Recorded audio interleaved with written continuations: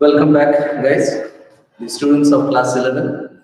I hope you already had this chapter in the class, but for technical reasons, we have gone offline. So this is a repeat edition for those students who hadn't been offline. So now we go into the online.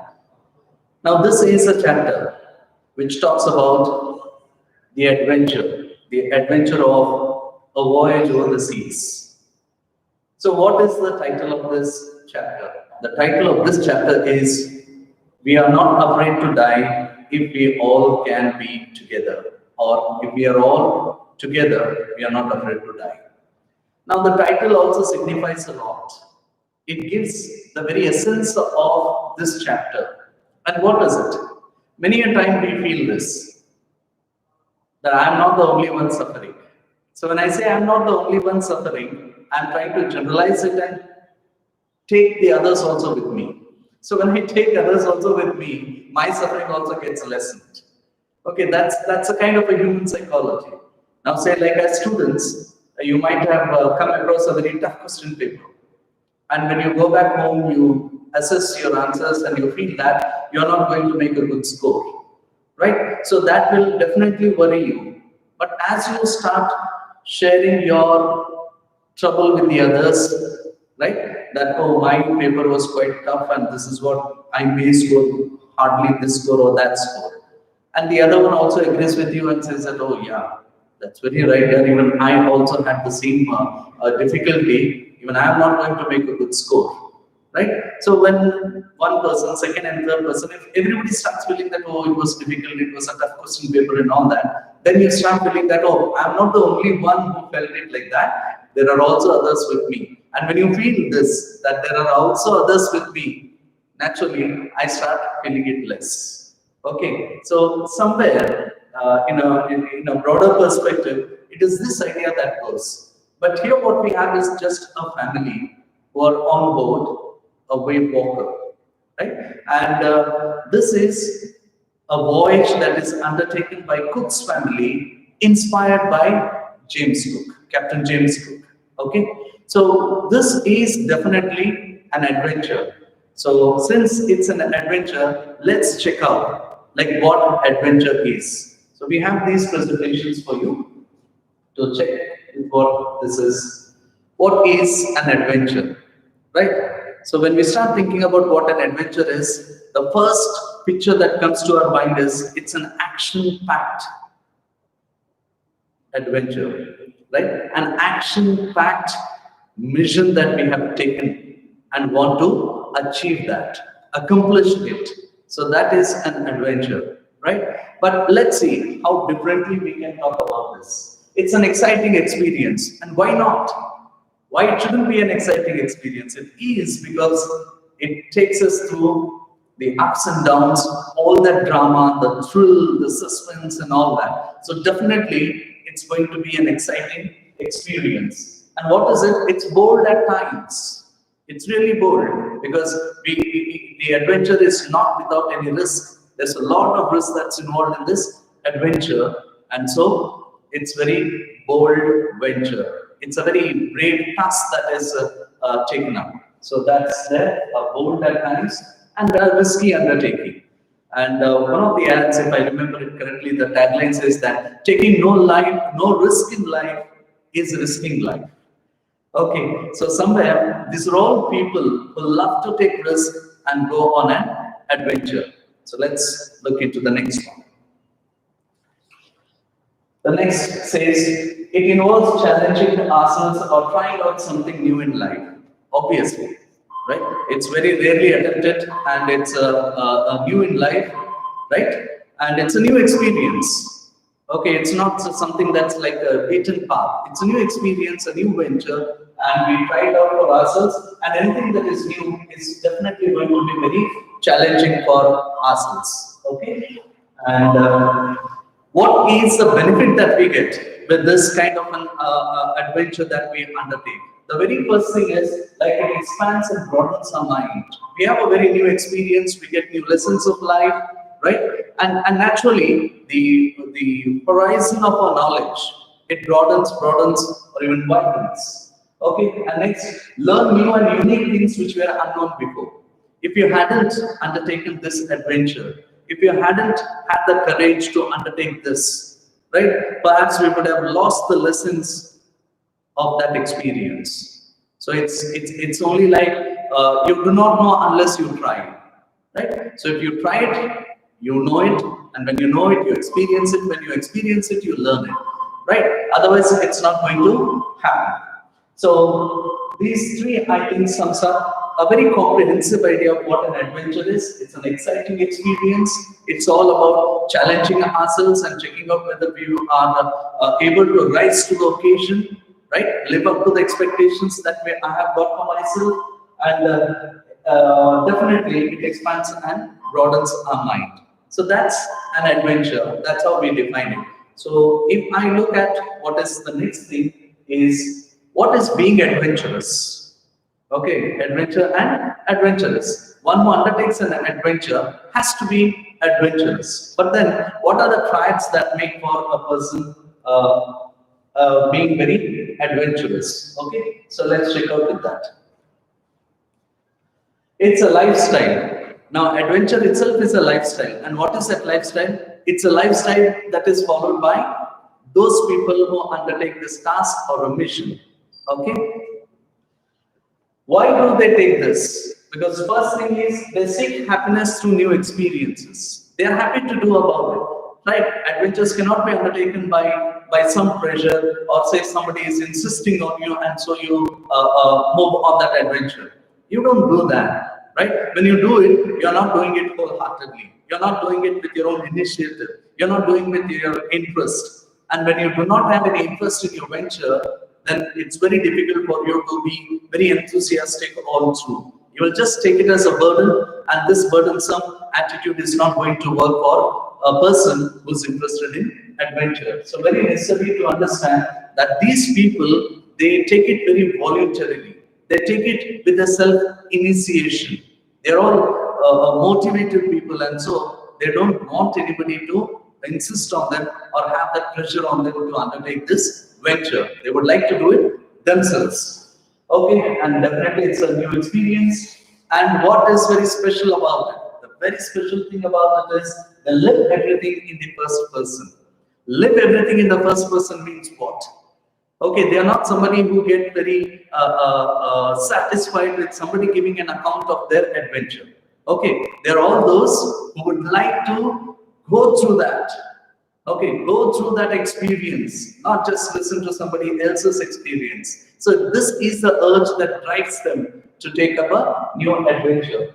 And like everything, they like everything in the first person. They want to do it hands-on. They wouldn't like to wait for anything. They don't want this experience to be narrated by others. Rather, they would like to narrate it for others. Okay, so that is how it goes with being adventurous. And let's just take out the hallmark characters of what an adventurous person is. Okay, so let's title it as the traits of adventurous people.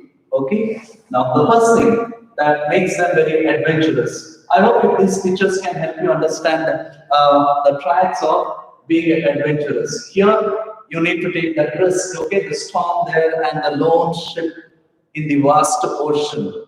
Okay, and on the other side, the adventurer has taken a leap from one side and is about to land on the other, not devoid of any risk. There is a lot of risk, and it is something, as I told it a little earlier, that it's a hands-on experience, a living experience for them, and they just don't want others to tell it. They want to experience it themselves, right? So with pictures, now let's look at the traits, the characters.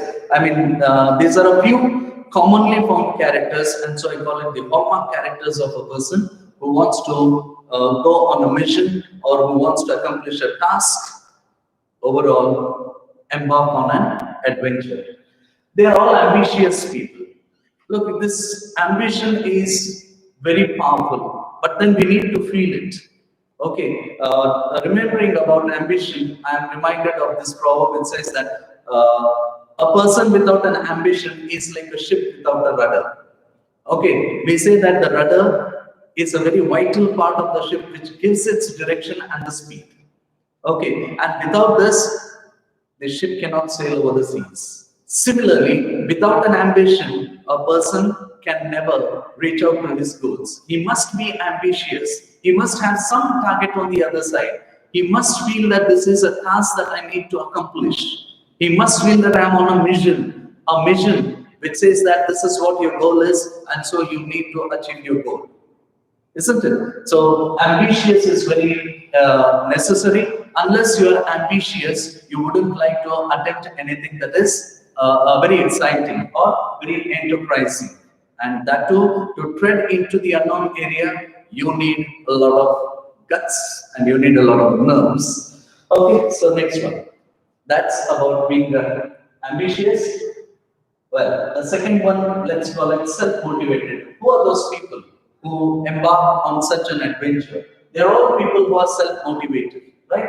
They find risky situations. For an ordinary person, for a mediocre person, a risky situation is so frightening that they withdraw themselves or prevent themselves from trying to attempt it or try their hand on it. Okay, so these self-motivated people are those who, instead of withdrawing themselves, would rather get indulged in that. Why they want to get indulged in that? Because they feel that this is challenging their potential. And so they want to see whether they would be able to stand up to the occasion and overcome these challenges. So these are all people who, when find a dire or a critical situation, they rather feel very stimulating and inspiring. Okay, they don't get bogged down. They don't get disheartened and then withdraw themselves. They are people who are raring to go. And so these are the ones who always seem to be doing things very differently than what others do. And this reminds me of a Shiv Kera said, like, successful people do not do different things, but they do things differently. And this is what one of the characteristics of the adventurous people is. And next, they are also very enthusiastic, they are very eager, and they are self-driven people. Well, the self-driven is something very interesting. We can draw a parallelism with the bikes that we have got now. There are certain bikes with kickstart and there are certain bikes with self-start. Okay, so this also should tell like which one should be preferred over the other, right? For example, looking at that picture of getting a bike started by kicking it and then igniting the bike and starting it. Okay, let's give a very short term for that, kickstart. So would you like to be a kickstarter or would you like to be a self-starter? Isn't it? So obviously, I prefer being a self-starter rather than a kickstarter. I don't want to be kicked by somebody to start upon some venture, right? I would like to take a self-initiation and do it myself rather than somebody pressing me into it or insisting me on doing it. Okay, because when we take it upon ourselves, we become more responsible, more accountable, and we are more interested in doing that work. Love to do that. Okay, otherwise it's a burden, and a burden is just mechanically done, perhaps without any self-involvement into it. Okay, so let's go to the next one. The next one is being responsible, right? These are all people, as said, that if they are self-motivated, they are very responsible, they are accountable. So naturally, they are responsible people. Okay, and what are the other attributes that make a person very responsible? The very first phrase we have here is make no excuses. Yes, we call those people who as responsible if they don't make any excuses, they just accept it and they do it. Okay, whatever be it, okay, whether they have to take the credit of getting it done successfully or not, they are ready to accept that. Okay, they are accountable to what they have done. So they just do not want to pass the buck or they just don't want to blame it upon others. They take it upon themselves. And so these are all people who do not make any excuses. They are all very practical people, very accountable. And next, known for their forbearance. Okay, this forbearance is something which gives them that capacity of endurance. In the sense like, I can withstand that pain. These are all people who even work in painful situations, even in dreadful situations, even when it is painful. That's why we say, like, champions are those who keep going even in trying circumstances, right? It is not during the smooth drive that they become heroes, but it is during the rough drive that they become heroes. So forbearance, they know that it is not an easy task. They know that it is all filled with risk. They know that it is very painful, and at times they know that it's life-threatening, but they accept all this and still keep working on their goals. Well, so forbearance, let me use these words to expand it. Say self-controlled, restraint, and even patient. Okay, things won't happen overnight, right? They happen over the time.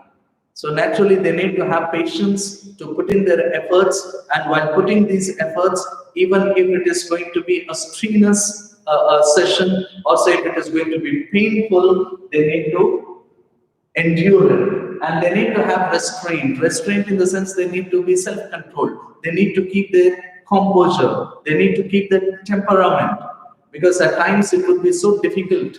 Very sometimes the excruciating pain, extreme pain, and sometimes the extreme situations. Okay, whatever be it, hostile weather, whatever be it, right? In spite of all this thing, all these odds which are heavily working upon this person who has undertaken this adventure, they know it, and so they exercise self-control, or they exercise restraint, and tell themselves that, come on, keep going. There is light on the other side of the tunnel. So we need to keep going. We cannot give up. And obviously, if you are a person who wants to give up in between, you cannot be an adventurer. So better be bold and courageous enough to accept it and take it to its logical end. Okay, the next thing.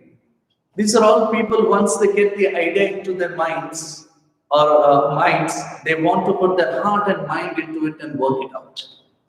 Once they get the dream in them, once they get this idea that I need to do this, unless they work upon the idea, they cannot be at rest. They cannot be at peace, right? So these are all people who are very restless, and restless as long as they embark on it and until they reach their goal. So they just cannot be at peace of mind, or they just cannot rest when they have these things on their mind.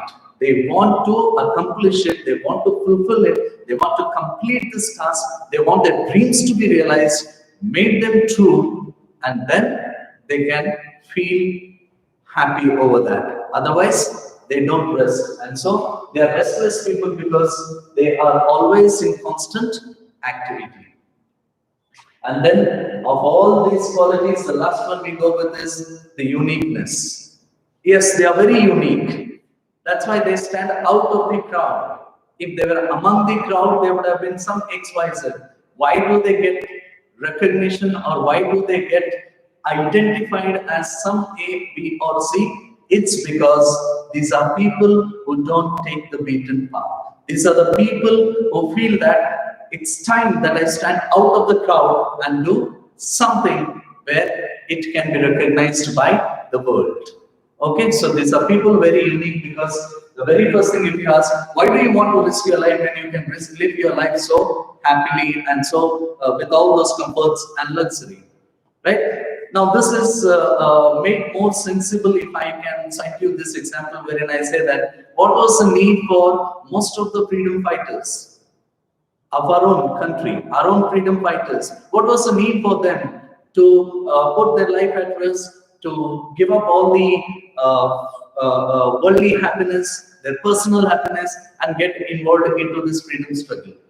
Right? Why should they subject themselves to such a lot of odds, inconvenience, and discomfort when they could have lived their life in luxury? Isn't it? There is something about these people. That is the reason why these people take a plunge into this freedom struggle, and they find a unique happiness in themselves when they see that their people are freed from the clutches of slavery, or when their people are freed from the exploitation of the colonial rulers. So this identifies them with the other people and makes them selfless, and makes that service a selfless service, right? So this selfless service is something beyond explanation. The pleasure of that. It can only be experienced by the experienced and enjoyed by the person who subjects himself to that. And another example that we can give you is this: that how many people around us remember our ancestors, or rather say our grandfathers. Simple. Okay, when we compare what knowledge we have about our grandfathers and with those people like be it Mahatma Gandhi or be it Netaji Subhash Chandra Bose or be it Bhagat Singh, many more revolutionary freedom fighters. When we try comparing it, obviously we know more about Mahatma Gandhi as the father of our nation, as a leader of the freedom struggle. We know him more for the kind of civilization he gave to this world, non-violence and satyagraha. Right? I mean to say that we know more about Gandhiji than about our own grandfathers. So this itself tells a selfless service has influenced and benefited a lot number of people, n number of people, right? And they are all come under this fold of their selfless sacrifice. So the more the selfless work, the more it benefits the people, and the more beneficiaries remember. Whereas our grandfathers, they did it for their family, the next one, and so only we the family members remember them. Okay, if I ask somebody else, they wouldn't know who my grandfather is except for me, right? But if Gandhi, Netaji, Sardar Vallabhbhai Patel, Nehru, many more people, if we go on listing that, we know so much about them, and we have great respect. And very importantly, only these selfless people are those who will leave their imprints on the pages of the history of mankind. Okay, otherwise there may be other people also lived on this earth. They are not chronicled on the pages of history, isn't it? Right. Okay, so these are all people who are very unique. And since this chapter is something which talks about the account of a voyage undertaken by Gordon Cook and his family members, along with the two crew members, we need to know a few terms of what a ship is. Okay, so if you can take a look at this picture, importantly this one on the other side. So that's very important, at least to know the terms of what a ship is. The front part of the ship we call it bow. The rear part is called stern. On the either sides. If I am facing the bow and if I take my right side, the right wing would be called starboard and the left wing would be called port. The left side of the ship is port, the right one starboard. So these are few things. Then we have the anchor here, right? Anchor comes at this part, the stem of the bow and the bow usually. And here we have the rudder. The rudder also, we made a mention a little earlier that a ship without the rudder is like a man without an ambition. Okay, so that speaks for the importance of the rudder that we have. And this mast also very necessary, the foremast and the main mast, right? And to give you another picture which can help you understand it better, we have this one. So the mast that we have here, right, and the sail, the main sail, the foresail. Then if you look at the structure of the ship, right, the rudder here, which was also quite clear in the previous picture, but here are some terms that we need to look at. The keel, the bottom of this ship, to which the frames are connected, and then the ship takes a form and shape, along with the whole structure called the hull, the wooden, the ship that we are going to look into is a wooden hull, and then we have the boom, this horizontal stick which is used to regulate the speed and at times even the direction of the ship.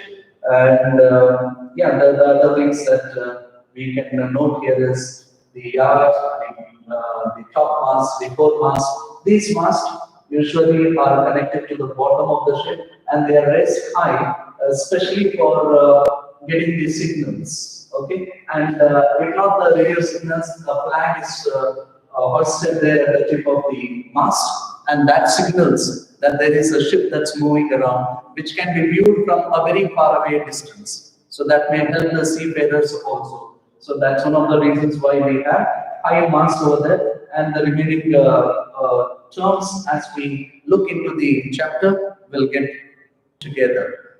Okay, a chapter that's co-authored by Gordon Cook and Alan East. And this is a narration of Gordon Cook's voyage over the sea. And what is it?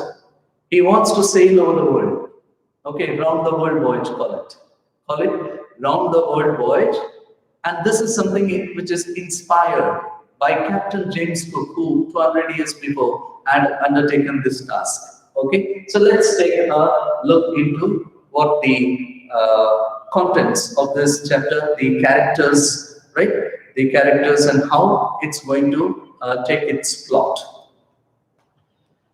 Okay, the characters that we have got here is Gordon Cook and his family, a family of his wife and two children. So there are four members. Gordon Cook is a businessman, right? He's a businessman, 37 years old, and he's joined by his wife Mary, a very dutiful wife, beautiful also, right? And standing by her husband in all the thick and thin, right? In all the ups and downs of their life, she stands as a big strength for her husband, and perhaps it is this kind of a relationship that they share between them that really inspires and strengthens Cook to undertake such a adventure.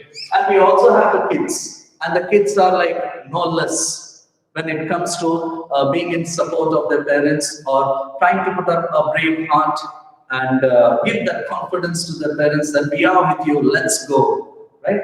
Togetherness. Okay, so we have Suzanne, who's the elder, 7-year-old, and then we have Jonathan, who is 6-year-old. Okay, so now that the team is ready, the crew is ready, let's see what is next. So the next one is the name of the sailboat or the ship that they have titled. They call it the Wave Walker. Perhaps the title also tells what the ship is going to be. As we go and advance into this chapter, we will also see, though it is a ship, right? Yet it acts like as if it is a living being, right? Even a ship also is personified. That is why even the name also makes a lot of sense. And then we have the other two members who join in between, right? Who join in between in the sense like they join at Cape Town. And who are those two? One is American Larry Vigil and the other one is a Swiss Herb Ziegler, right? So these two also join Gordon Cook's team. And why they want these two members to be on board is because the sailing over the southern Indian Ocean is one of the toughest challenges because the behavior of the sea here is unpredictable, right? So they feel that these two men will come in handy for them and they will also be able to find some support and assistance from Larry and Herb, and that's why these two people also get on board at Cape Town. Overall, what is this chapter going to be? We are not afraid to die if we can all be together. So, let's see what is the message or the theme of this story. It's about exemplary bravery and resilience. Okay, with just 4 + 2, 6 members on board and having a great ambition of sailing across the seas around the world, it really needs a lot of strength. Okay, it needs a lot of courage. Bounty of courage is required. Okay, so it's all about exemplary bravery because the kind of difficult times that they come across, they need to tell that we have a heart, we have a brave heart to face the difficulties and reach our goal. Okay, so it's going to be tough, and that's why we say when the going gets tough, the tough gets going, right? So next one, resilience. They need this resilience. And what is it? This resilience is the quality or the character to come back stronger, even if you take a step back. So the capacity to recover from difficulties and get back to your work with the same zeal is something we call it as resilience, or rather say it's a strength in a person that makes the person come back with a vengeance. In other words, come back stronger, right?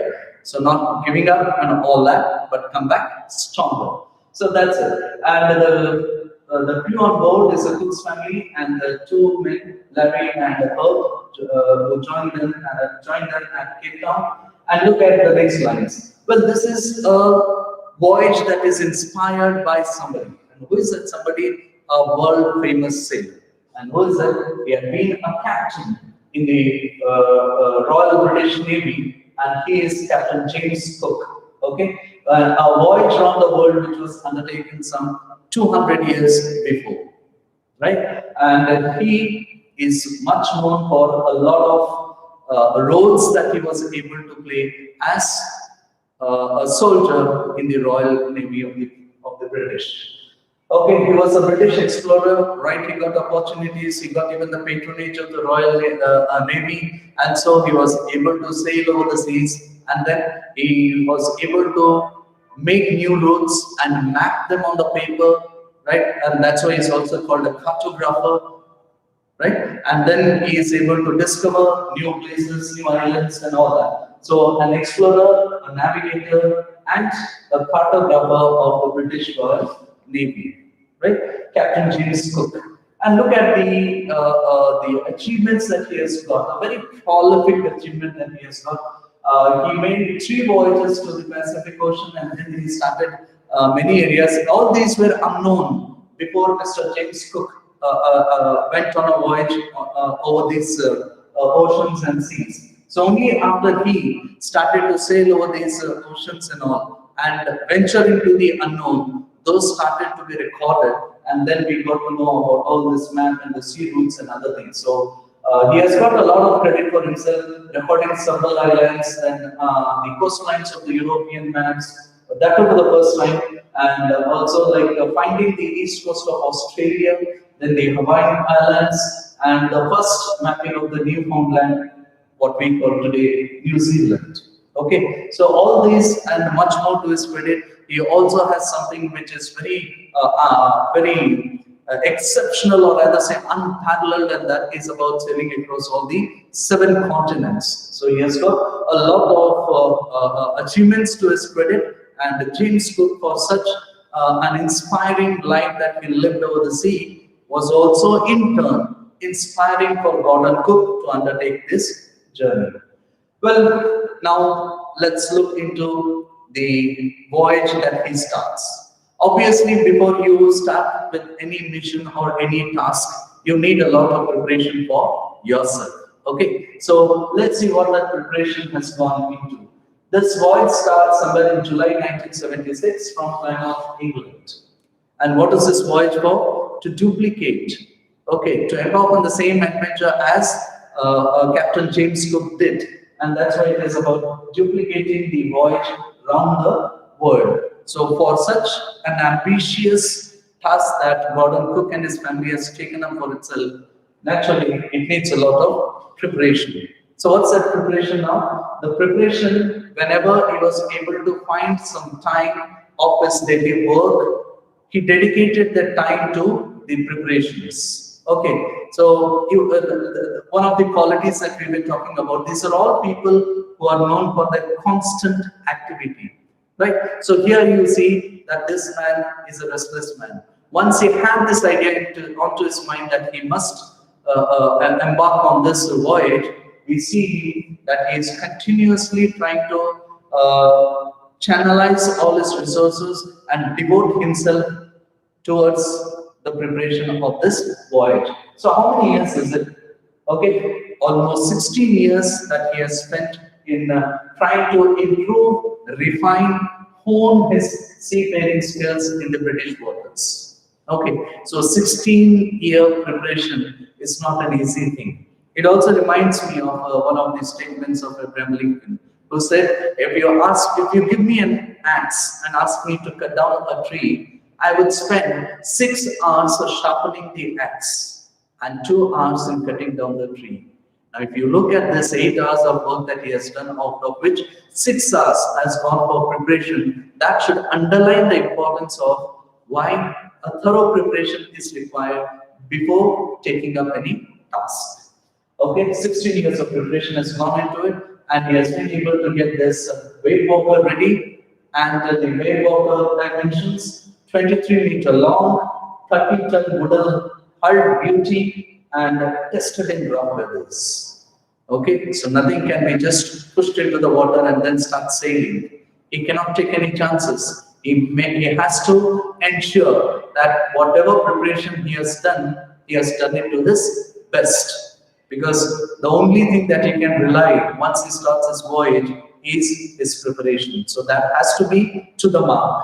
And so he has put this 23-meter long, 30-ton wooden hull beauty to test in the rough waters, and only after making sure that he is now able to have that trust and that confidence in this ship, the Wade Walker, only then he sets sail. So that's somewhere in 1976. And next, we see that he has embarked on that voyage. So this describes you the first leg, the first part of his voyage. Okay, when he started in July from England, it's about the planned 3 year. It's a 3 year voyage, and you can imagine the amount of preparation, preparation, the planning, and now the executionary part. So here comes the execution now. 1,05,000 kilometers of journey. In the first leg that was covered, it happened to be a very smooth journey. Okay, but an adventure cannot go smooth sailing, right? There has to be something which will test his character, right? The character of the whole crew on board this wave walker. So things are not going to be smooth every day. At some point of time, and they come at the time when they are least expected. And the same thing happens with Gordon Cook too. So the first leg of the voyage has gone very smooth, and then he reaches the west coast of Africa, and then he's moving to the Cape Town, the tip of the continent. And here he is joined by two more sailors, and that's American Larry Mitchell and the Swiss Herb Sigler. And why their assistance is required? Until then, they were only their family. Okay, but now an addition of these two members should really tell us that the next part, the next leg of their voyage is not going to be smooth enough, right? So they need some assistance, and so they have chosen Larry Mitchell and Herb Sigler. And why? Because to help tackle one of the world's roughest seas. Now, this should really tell you that the sailing is not going to be smooth again. Another clue or an indication that now they are supposed to face the difficult times. Okay, they have already studied the behavior of the Southern Indian Ocean, how it behaves at different times, right? And based on that, they feel that they need the assistance of the additional crew members, and so the next two crew members join them here, and they set sail. Okay, so they have reached Cape Town. It's been a very pleasant journey for them. And hereafter, what is it? Right? The good times, perhaps they just move out so swiftly, and the bad times seem to be as if they are so long. And the same is the experience of Gordon Cook on the second day after having left the shores of Cape Town. So what happened? On the very second day, he started to encounter the strong gales, the strong winds. Okay, and this is something that he had expected, so that didn't really shake him up, right? He expected that the winds are going to be strong enough there. But the problem here was it continued for the next few weeks. The strong gales, the strong winds, the stormy winds continued for the next few weeks, but still it did not worry him until the size of the waves came to be noticed. Okay, it's very natural to expect the waves over the sea, but when these waves take a size of almost 15 meters high, then this is going to be frightening. Okay, and the main mast is also something which is 15 meters tall, and when you see the waves rising to almost the height of the mast, right? And when the water rushes in with that height over the board of the ship, or the deck of the ship, then naturally it is going to make a very sure signal that hereafter things are going to be difficult, perhaps more difficult, or even the most difficult.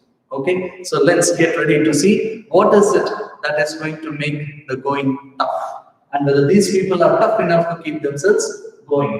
So what happens next is when the waves are almost 15 meters high, it starts making them feel a little jittery that we are up to something which is dangerous. And what is it? The atrocious weather.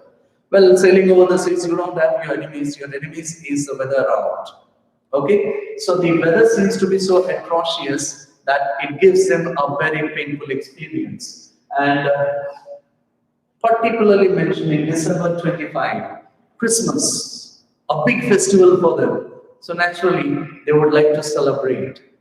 Only a family with plus two crew members, but then celebration doesn't need all people to be around. It's enough even if you have your near and dear ones flocking you and you celebrate the Christmas. So the spirit of celebrations becomes more important than the number of people celebrating it. So they wouldn't like to miss this annual festival that they have got, and so they had their Christmas, but not a very happy Christmas. They enjoyed happily, but then the idea of things becoming difficult is lingering on their mind.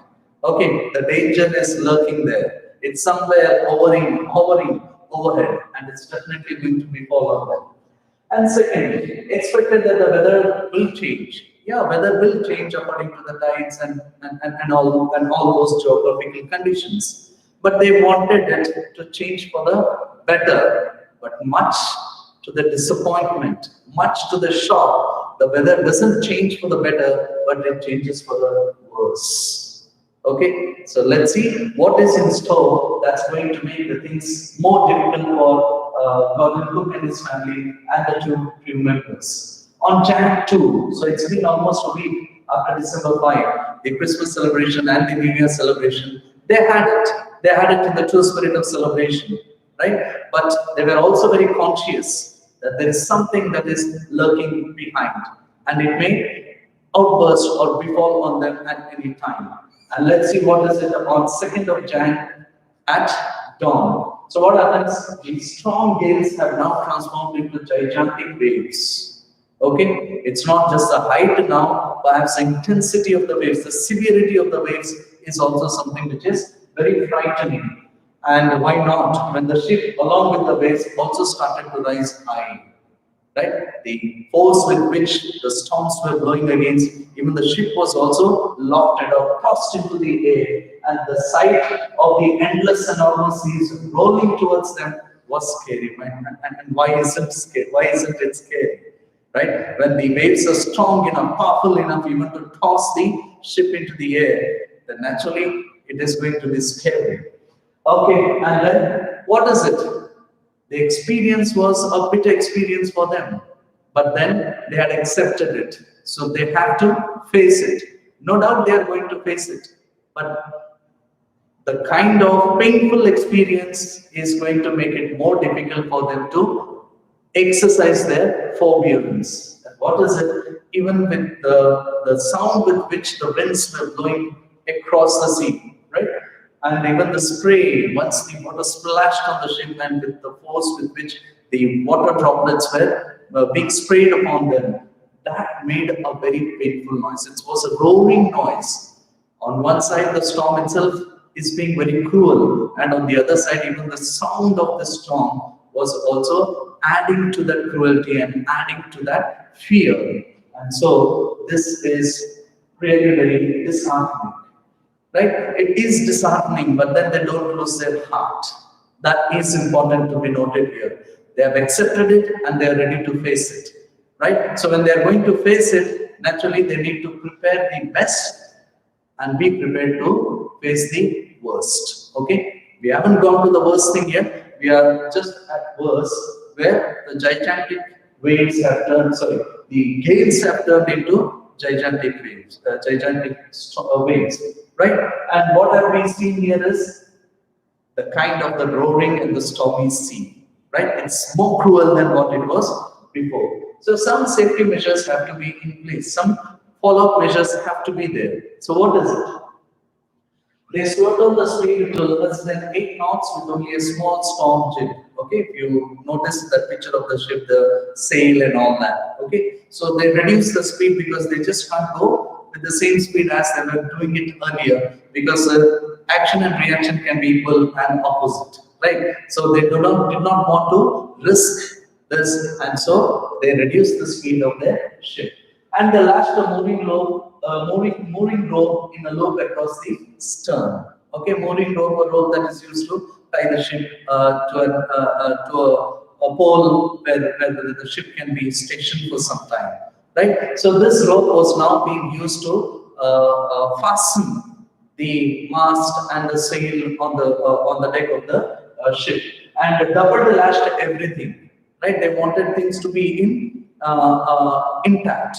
They wanted things to be safe, because it is these safe things on the ship that can take them safely through, across the sea. So they wanted to ensure that the different parts of the ship are very safe, and they also feel very secure. And so they are doing everything possible to see that they secure the safety of the ship. And they're also like, even if time becomes worse, right? So what can be done? They even prepare themselves for that worst. And what is it? They also go on a life raft drill. Okay, they have those life-saving alternatives with them, and they also try to put them to test. Right? They don the life jackets, the oil skins. Okay, the oil skin dress, which can keep you safe enough, rather than feeling the beating of the spraying of the water, or say the splashing of the water over the ship. So all the safety measures are in place now. But the question is, with all the safety measures, would they still be able to keep themselves safe and keep themselves sailing over? Because they cannot just stop over there. No chance.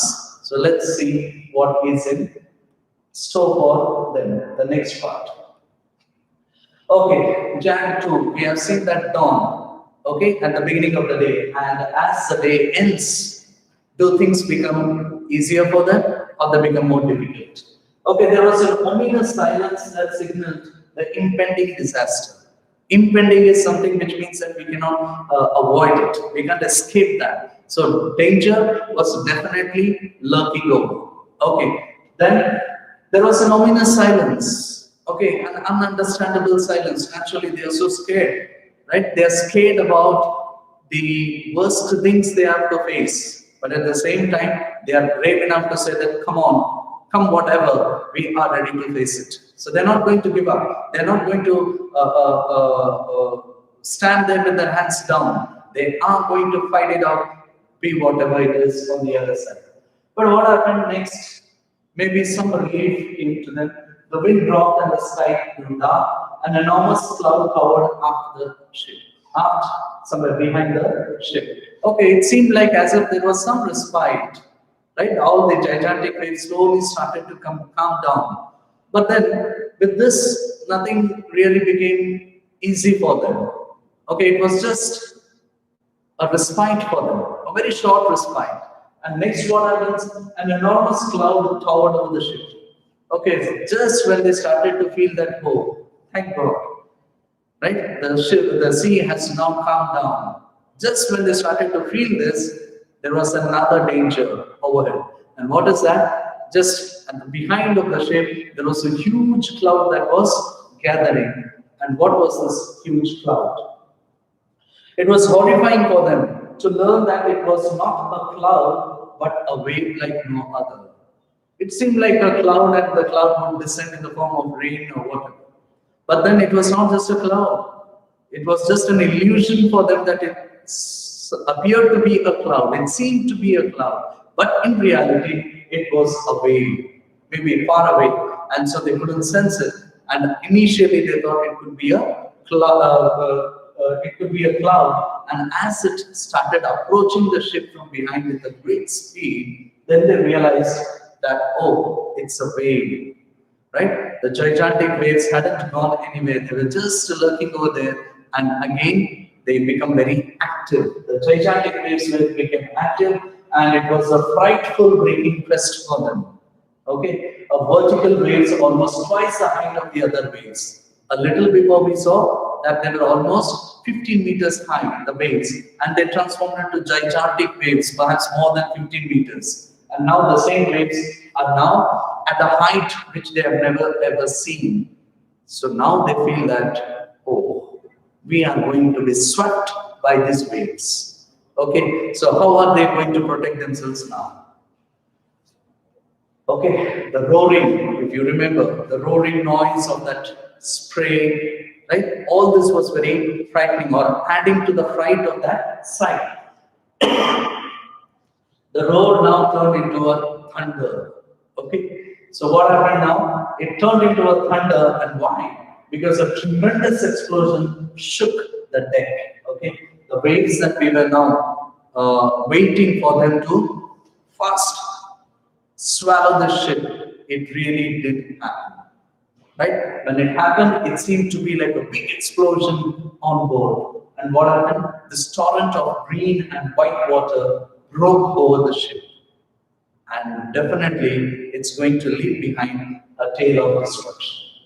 So what happened now? The narrator who was navigating the ship, Gordon Cook was navigating the ship, he finds himself smashed against the steering wheel, the wheel with which he was directing the ship. He smashes on that and he flew overboard. The hit was so powerful, or rather say the push was so powerful due to that huge jerk in the ship, right? What happened? He was almost tossed out of his seat, right? And he flew overboard, sinking below the waves. Okay, so it was so terrific that he felt as if he was tossed out of the seat and now he would be almost into the waters. Okay, but still, with his forbearance, he doesn't give up there. He still keeps some hope in him which can help him bail out of this dire situation.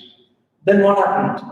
The hit was so hard on him that he started to feel the pain of it. Okay, right? Like the hit on his head and then on his jaw, everywhere. Like his face had taken the beating. And what happened? The intensity of this injury was so much, the severity of the injury was so much that he started to feel losing his consciousness.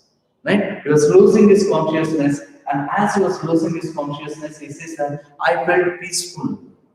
Now, this is very interesting.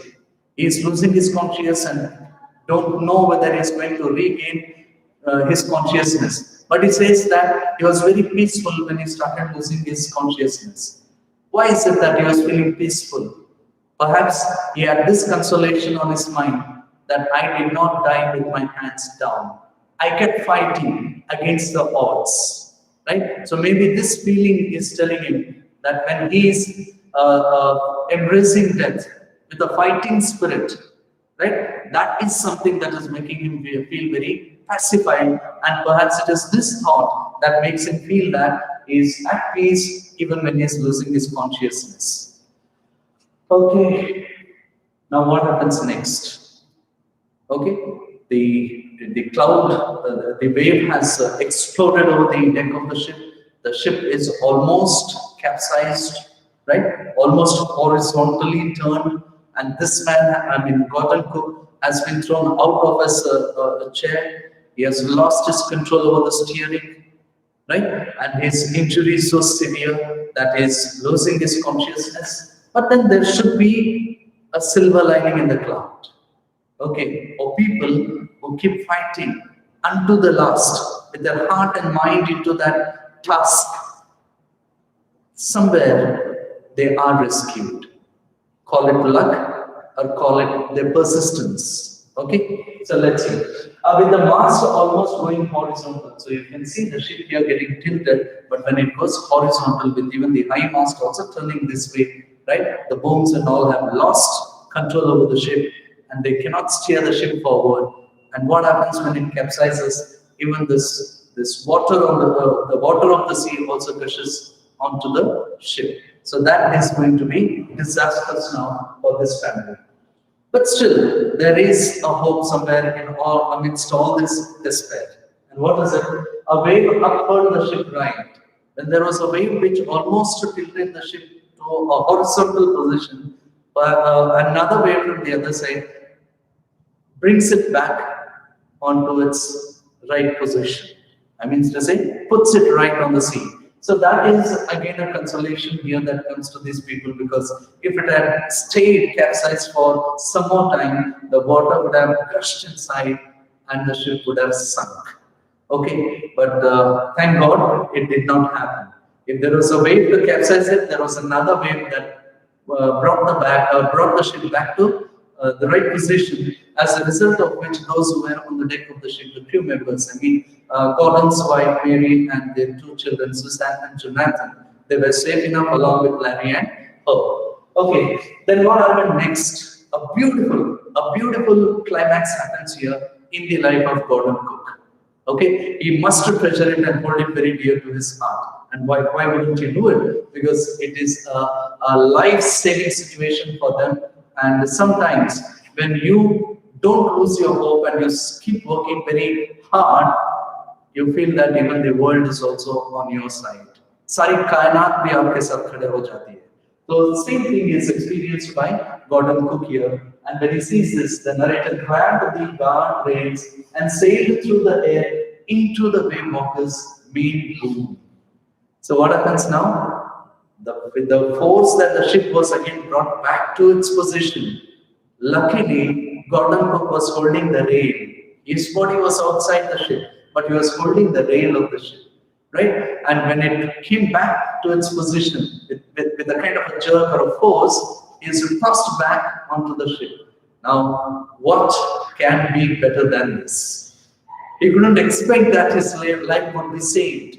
And when his life is saved, he knows that when my life is saved, it should be saved for a purpose. And when my life has come back from the jaws of death, definitely there is something good awaiting me. And let me keep working towards that good that's about to happen to me.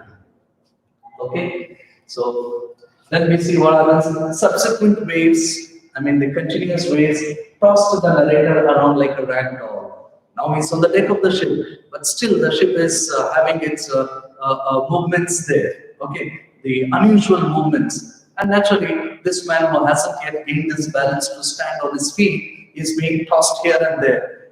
And so badly that it looks as if it is some rag doll which can simply be thrown as the wind lights. Okay, so he's being thrown either into the rolling over the deck of the ship, and during this, another injury, I told you the severity of the injury is something that really takes a toll on him. And what does it now? His ribs get cracked. Okay, it's going to be a very excruciating pain for him and difficult to bear this pain. So his ribs get cracked and his teeth broke. Naturally, his mouth is now blood-stained and filled with blood. Okay, so with these injuries, we cannot expect anything that is a consolation for him, right? For Gordon Cook, nothing as a consolation. But what is the big consolation here? The big consolation is his life is saved. Okay, teeth is very insignificant. The loss of his teeth is insignificant. The breaking of his ribs also is not that difficult for him to bear. Why? Because his life is saved. That's more important. When his life is saved, he can save the lives of the others. As being the captain of that ship, he takes on that responsibility. And with these injuries, when he falls there, found the wheel, lined up the stirrup for the next wave, and hung on. So what he did, the winds were continuous. The subsequent waves, wave after wave, they were tossing the ship. So naturally, somewhere, somebody had to take control of the steering wheel and control the whole ship. So again, the task is given to Gordon Cook. Given to in the sense, it's not somebody who is deputing him or giving it to him. It is something that he has taken upon himself as a captain of the ship. Naturally, it is his responsibility, right? We have just seen that. A responsible person, he makes no excuses. He doesn't make excuses of his injuries or anything of that sort. Rather, his life is saved. That's a big thing for him. And he starts taking control over the ship and keep sailing it. But in between, what happens there? What he finds once he gets into his cabin and lays his hands on the steering wheel and takes control of the ship, he finds that it's water everywhere. right? In spite of all this rescue effort, there has been a dangerous amount of water on board, and that is really a cause of concern. But now, looking at the water, you just cannot get down and start emptying that water back into the sea. So what he tells to himself is, I cannot dare to abandon the wheel to investigate, right? To find out where the water is rushing from and what rescue efforts can be taken up to throw this water out. Because if this water gets accumulated on the ship, then naturally it is going to sink the ship. So what is it that is to be done now? Right? It is here that we can understand how another person who can feel the pulse of another of a husband comes to his rescue. Okay, all of a sudden Mary appears from the other side. Okay, there's water everywhere on the deck of the ship. But then Mary appears there from one of the hatches of the ship, and she screams out. What is it? That perhaps even water is leaking into the ship, maybe even below the deck. And so she says that we are all sinking, the decks are smashed, we are full of water. Okay, she also comes out giving a scream, and this is enough for us to understand that they are really caught in a very dire situation. They are in a critical situation now. Okay, so how they are going to bail out themselves? Naturally, when they see that there is water everywhere, and even Mary also comes from the hatch and then tells us that there's water everywhere, and this is going to sink the ship, and with the sinking ship, even our lives would be lost. Okay, so let's see. So some damage and rescue efforts have to be done. The damage is done, nothing can be done about it. But what can we do to restore our lives? Okay, the damaged things are lost. Things are lost, but things that can be retrieved. That can be repaired. That is something that they are looking for, and this I tell, like, it's a very timely act by Gordon Cook and his crew members, that they immediately, with the presence of mind, try and see what is there which can be rescued, what is there which can be restored, and try working on that. That exactly happens here, right? The starboard bulged inside. I hope you can understand the right flank of the ship, right? Perhaps it's broken like this, it's gone like this. So the instead of being concave, it has concave, it has turned convex, right? It has broken into, so naturally the water which is rising above the waterline of the ship, it's gushing in. The next one, there are broken timbers and at crazy angles. Okay, they're all broken, so naturally there might be sharp edges which at any time can be encountered by anybody, or it can even pierce any of the members, and perhaps that can do a greater damage. Then what happens here, as the water starts accumulating inside, with the force with which the water is gushing in, right? All the materials that are stored on the ship, they all start floating. Okay, clothes, crockery, charts, tins, and toys, they were all sloshed about in the deep water. And what does Mary do now? It really needs somebody to take an initiative. And the one who should be taking the initiative, or say, who would be leading the rescue efforts, is sitting on the wheel over there. So she can understand that, and so she replaces her husband and she takes control of the steering. And now this is really a very bold attempt by Mary to sit on the chair there and take charge of the ship being steered to safety. And what would Gordon Cook do? Gordon Cook would come down. Earlier he said, I couldn't dare to go down and investigate. But now when there is somebody to control the steering, he finds that chance. He finds this opportunity now to lead the rescue efforts. So he comes down and he starts taking the rescue efforts. And for his pleasant surprise, what he finds is Larry and Herb, they are already working there.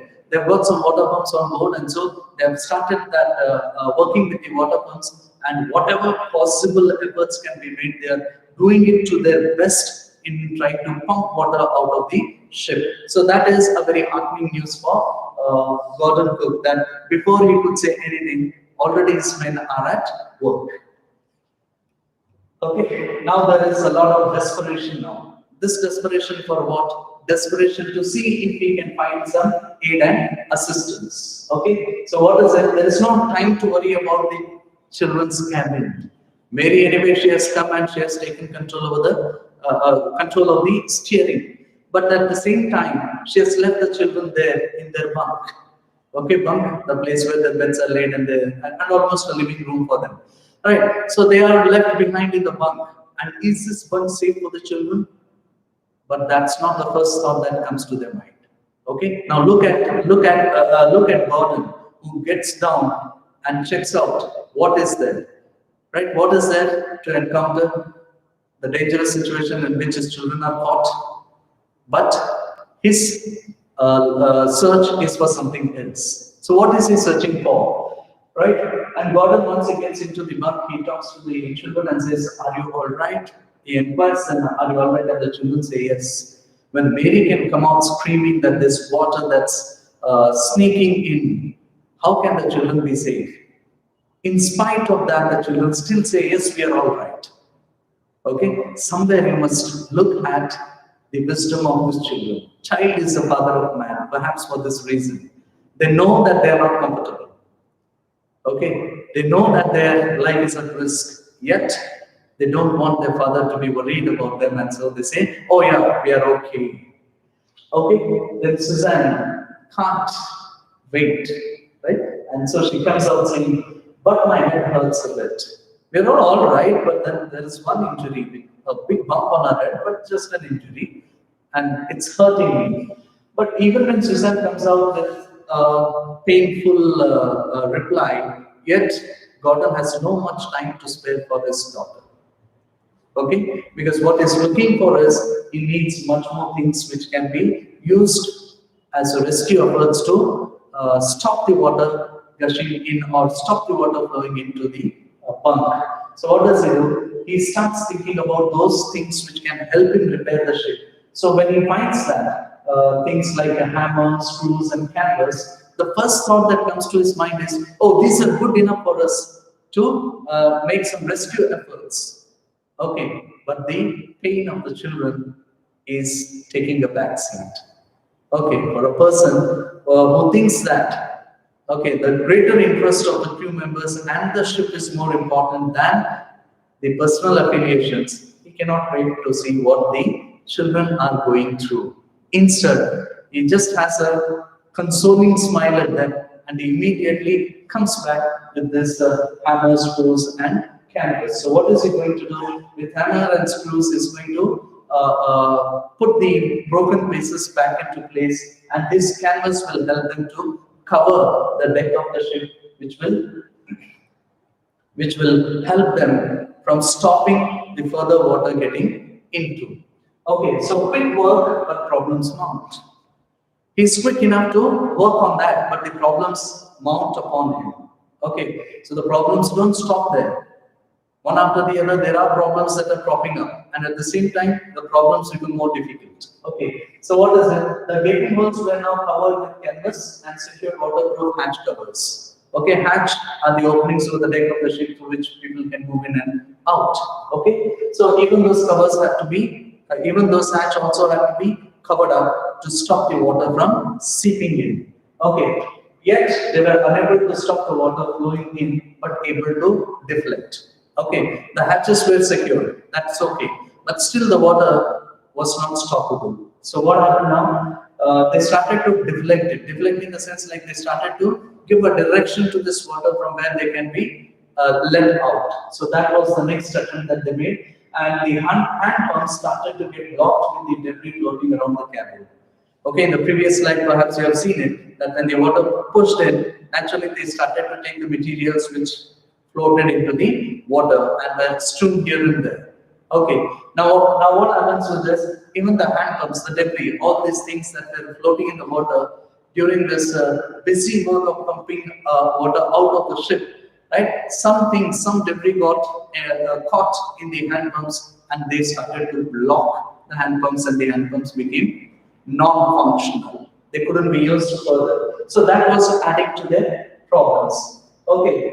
Now, that was a hand pump that was used, and an electric pump was also put at use. Okay, I mean put into action. The electric pump was also working, but now due to that water and the things strewn here and there, somewhere some mishap occurred, and there was a short circuit, as a result of which this electric pump also stopped working.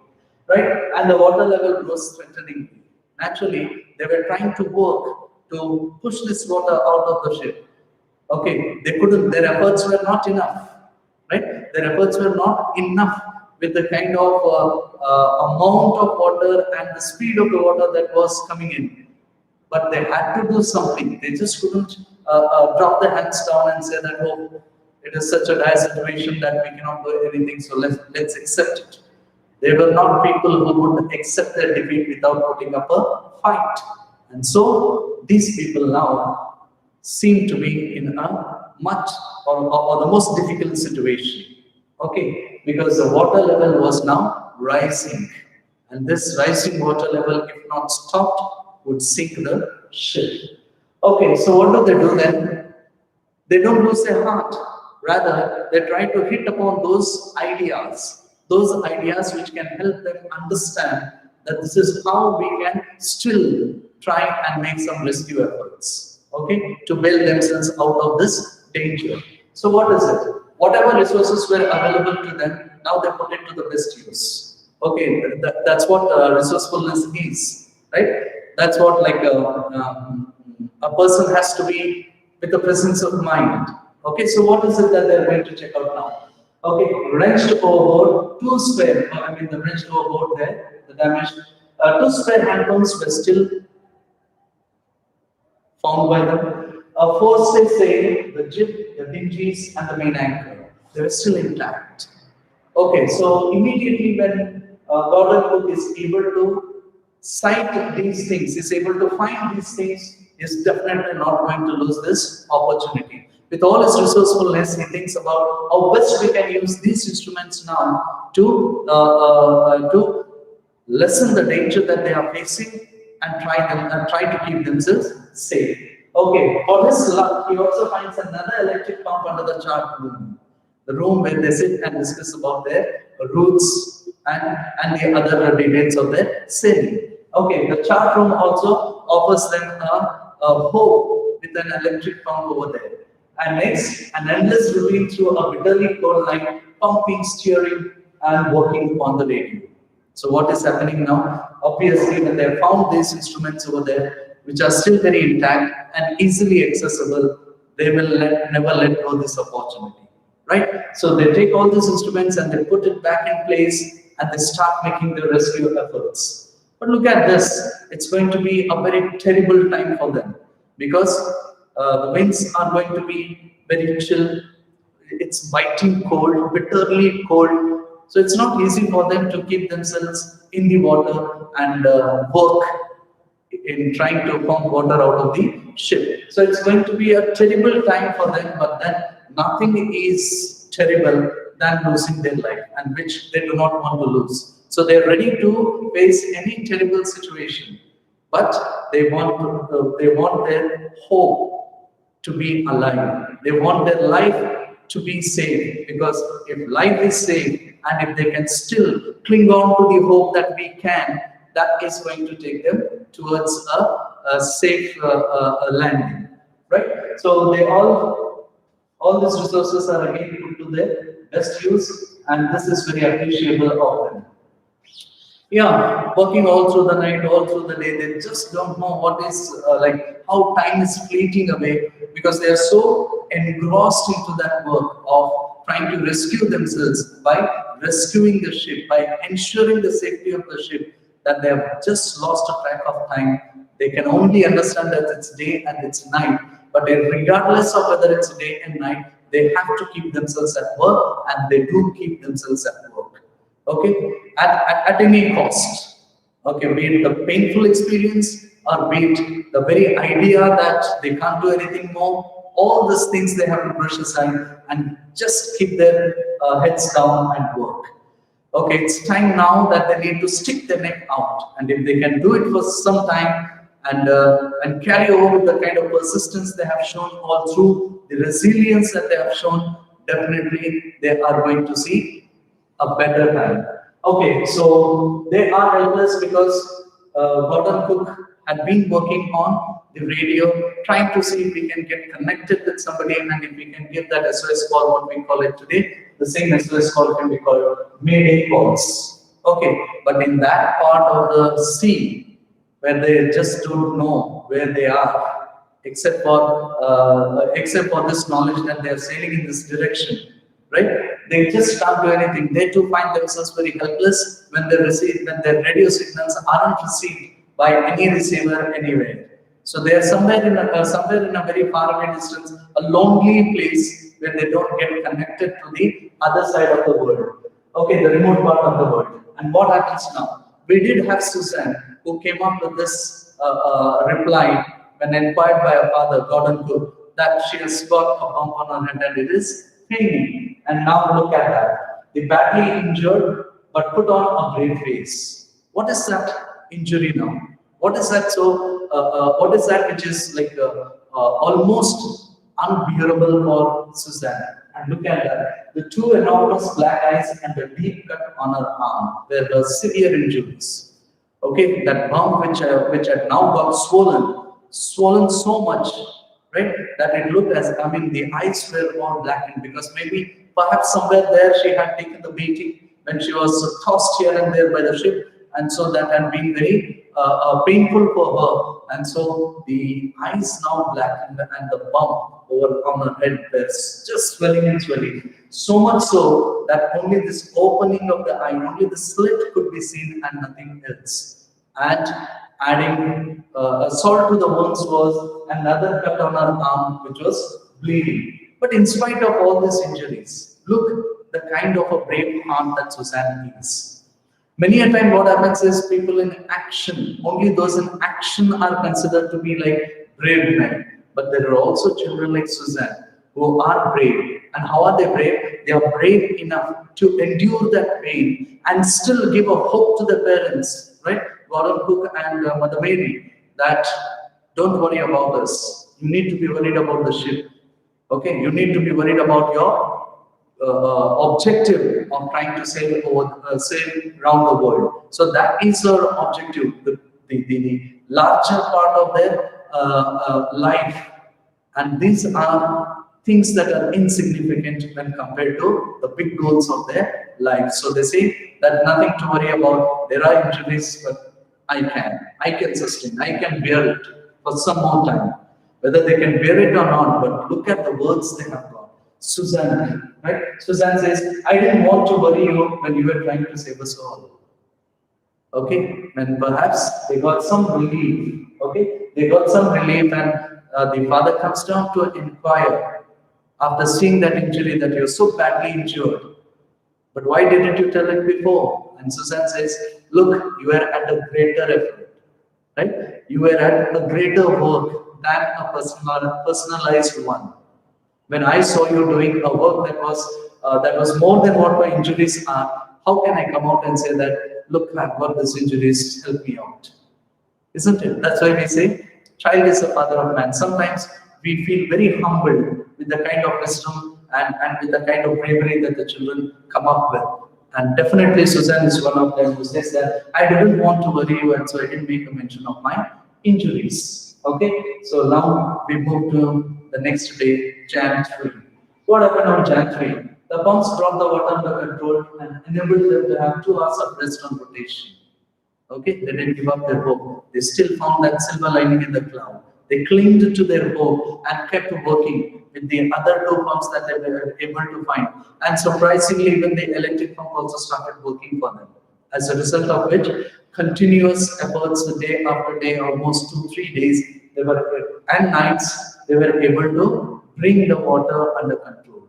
Okay, which means that now, even if there was a presence of little water on the ship, at least that was not posing any danger to them, and so they heaved a sigh of relief. But still, they had to work on it and get it completely out. But one relief that came to them here at this point of time is they were able to have some rest. And then they realized that, oh, for the past 2 days and 2 nights, we have been working and working, and we were not even conscious of our food that we need to have. We were not even conscious that I need to have a break and have some sleep. They were not conscious about that. That is how they put their heart and mind into their work. And somebody who works, leaving no stone unturned, luck naturally has to be on their side. They have won their luck rather than being lucky. They earned it. Just being blessed was not their share of luck. They earned their luck for themselves, and now we find that they find some relief by taking 2 hours of break on rotation, one after the other, turn by turns. Then, as Gordon Cook went around the ship to see to investigate if there is any more repair that's required, what he finds there is a tremendous leakage below the waterline. Right now, if this is the ship, the water we can see here till here.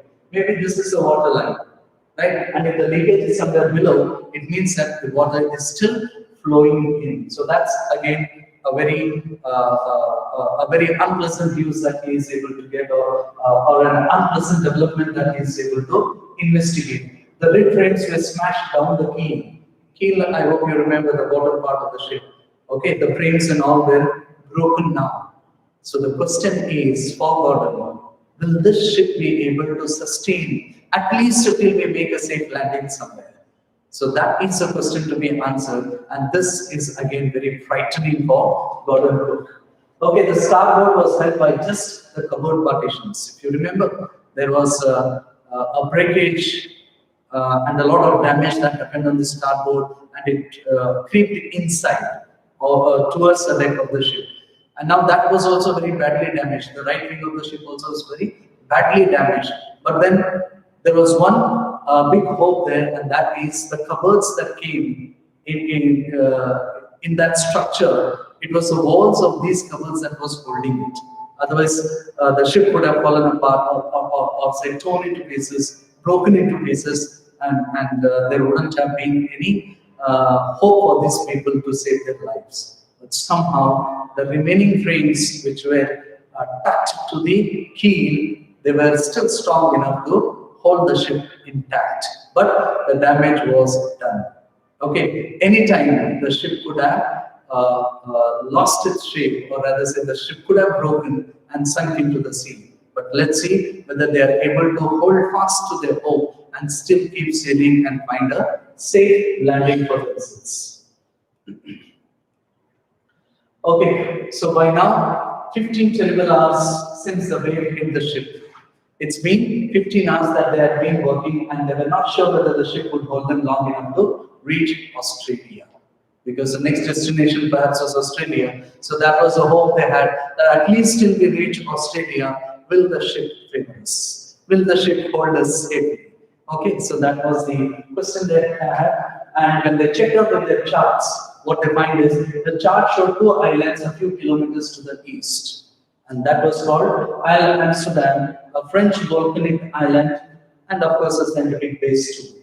So this information, or this news that there is an island nearby, but still a faraway distance, nearby, because that's the only hope they had, right? So it is this island that can still kindle that hope in them, right? Keep that hope in them, but will they be able to reach it? Okay, so now there is that hope. But finding this island is like pinpricks in the vast ocean. Pinpricks in the vast ocean, in the sense, the ocean, I guess you can imagine how wide and how far they are, right? As long as you can see, it's ocean and water everywhere. And in this vast ocean, these islands are like the point of a pin. Okay, so negligible part of the land.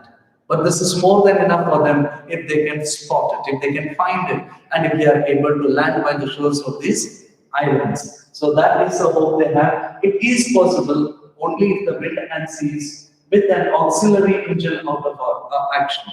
Okay, if they can find that this wind and seas are abated in the sense, if the winds come down, if the tides, the current of the water of the sea cools down, right? Only if the forces of nature are in favor of this family, they may be able to reach. Okay, it's a distant dream, but it is possible.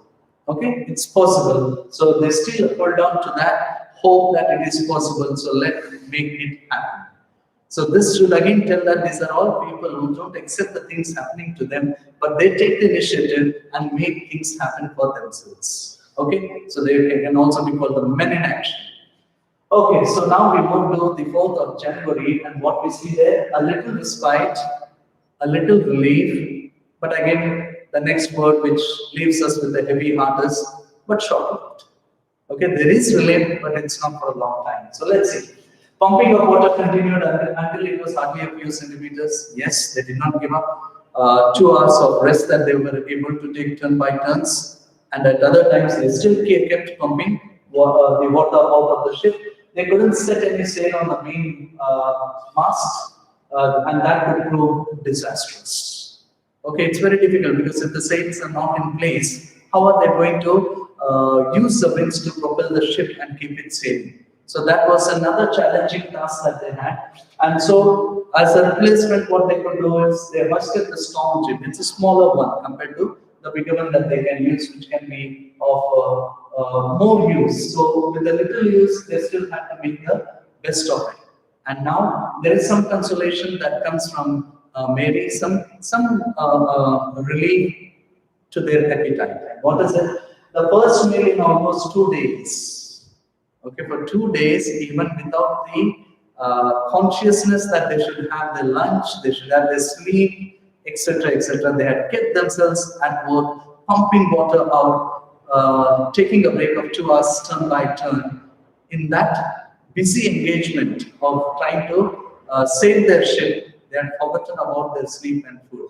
But now, when they are getting chance of 2 hours to take rest, then they are reminded that when they had that little crumbs, little pieces of corned beef and the cracker biscuits, they realize that, oh, it's been 2 days that they hadn't had their food. So even that little food that they were able to find in whatever condition they were able to find, it's the tastiest of the food that they've ever found. Right? Okay. At 4 p.m., the clouds started to gather. The wind was blowing at 40 knots and higher.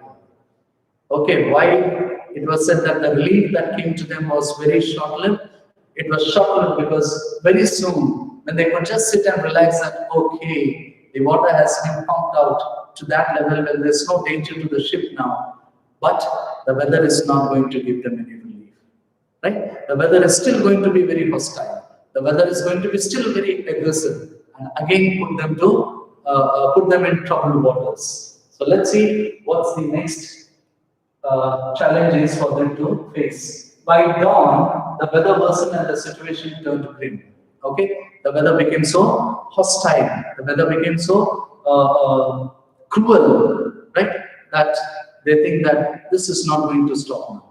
Okay, so what is it that we can do to overcome this cruelty of the weather? The situation was very grim, very concerning.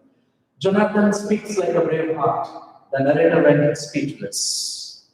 Right at this point of time, when Gordon Cook finds time to go and inquire about what his son is, how his son is, and what is he feeling there, he comes down and when he talks, he speaks like a brave heart.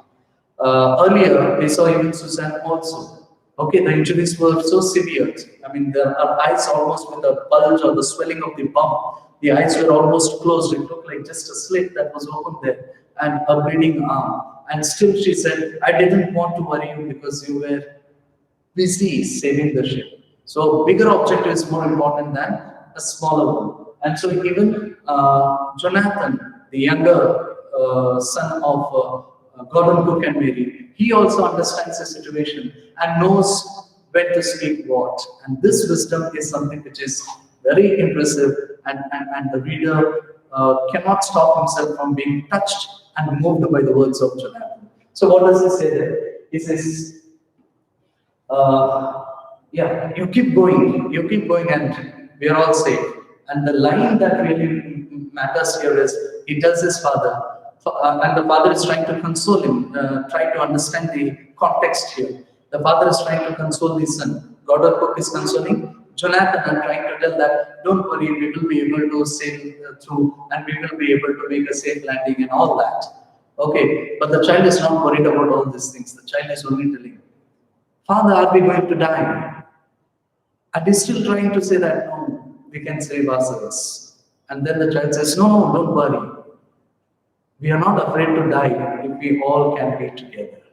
Right? So this is the line that really strikes the heart of Gordon Cook, and he has no response to it. He's dumbfounded. with the kind of attitude that his son has right then, even in trying circumstances.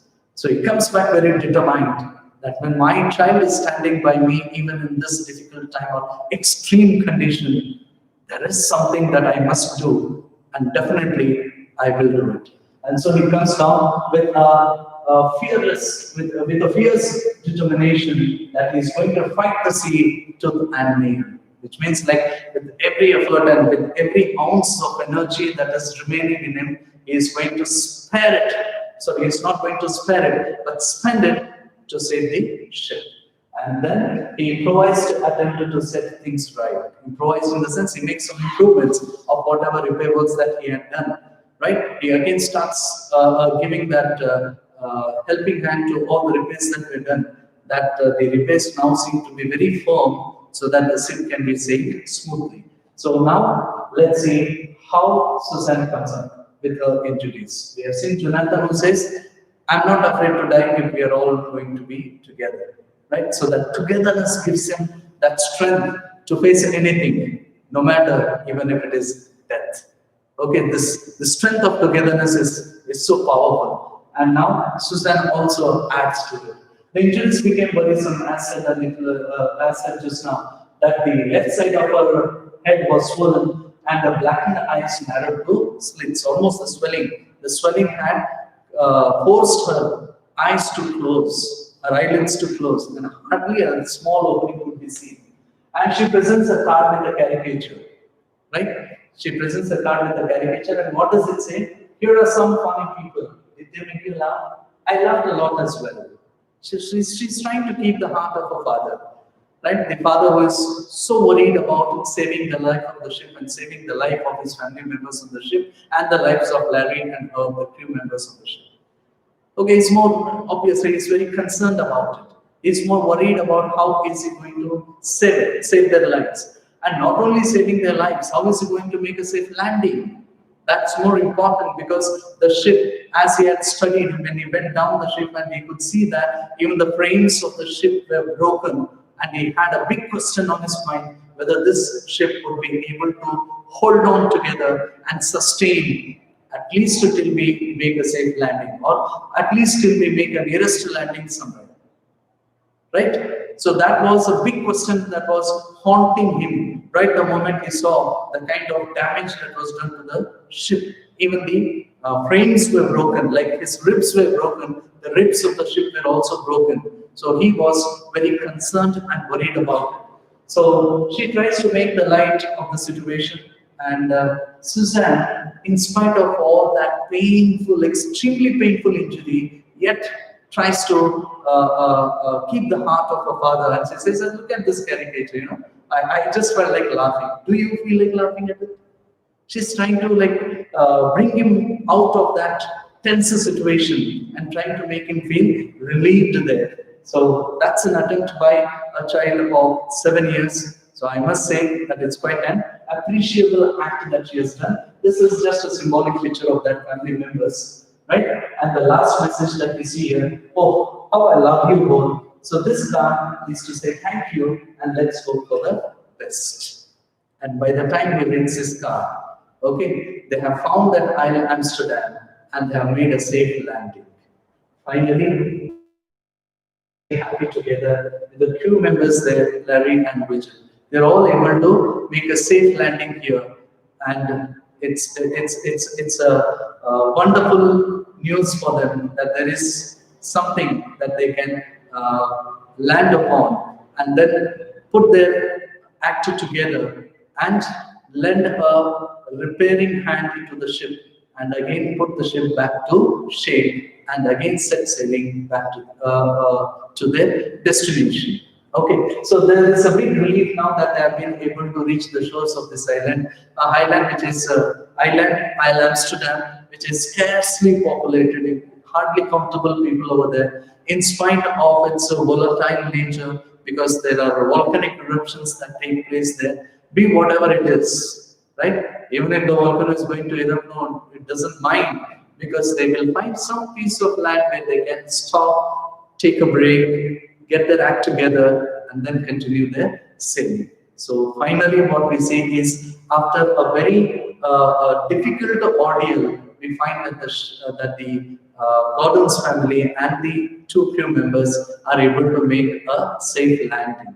But between this Plymouth and the safe landing at Isle Amsterdam, there has been a lot of thrill that has happened in between, a thrill that holds a lot of suspense also, and at times there were a lot of life-threatening situations that came their way. But above all, Gordon and his team never lost their hope. And that is why it is this hope that really brings them back safe on these islands, the Isle Amsterdam. So that's where even Swami Vivekananda tells, and I'm reminded of it, where he says like, faith can move mountains. Okay, and in other words, faith is life and doubt is death. So never allow doubt to creep into you, because once doubt creeps into you, it never allows you to exercise your confidence. Okay, your self-belief. And when your self-belief is killed, you are killed from within, and the external death is simply a premise. Okay, so let's go by these words. Faith is life and doubt is death, and something that can be an underlining statement for the family of Gordon Cook and the two crewmen who made a safe landing after a tough ordeal that they have undergone. So finally, I conclude saying, when the going gets tough, the tough gets going.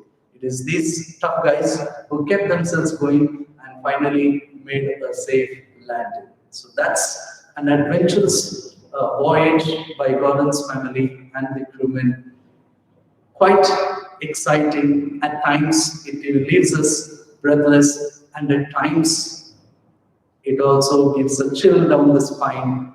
And finally, we see them making a happy ending and a smile on the faces of our family members. Right? So let's see you. Let me see you some other day with some other lesson. Thank you. Okay,